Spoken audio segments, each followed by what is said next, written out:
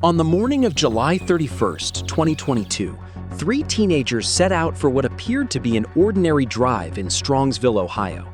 17-year-old Mackenzie Shirilla was behind the wheel, accompanied by her boyfriend, Dominic Russo, and their friend, Davion Flanagan. What happened next would become one of the most controversial criminal cases in recent years.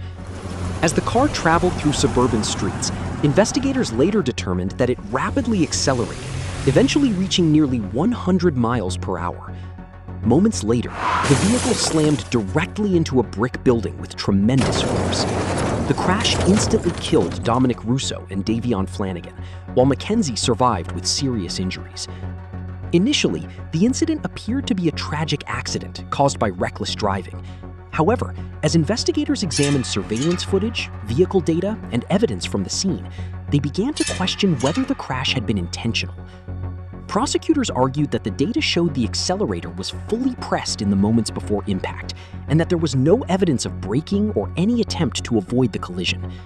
They claimed Mackenzie deliberately drove the car into the building as part of a murder-suicide attempt following problems in her relationship with Dominic.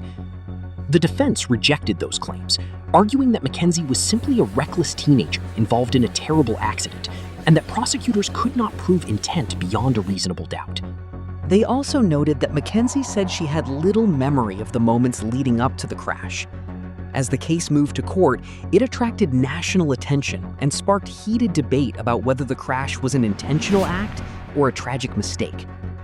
After reviewing the evidence, the judge concluded that the collision was deliberate and found Mackenzie Shirilla guilty of murdering both Dominic Russo and Davion Flanagan. In August 2023, she was sentenced to 2 concurrent terms of 15 years to life in prison.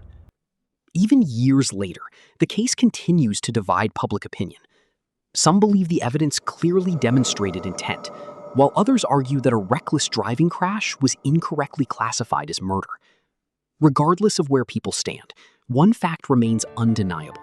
2 young lives were lost, multiple families were forever changed, and the events of that summer morning continue to raise difficult questions about responsibility, intent, and justice.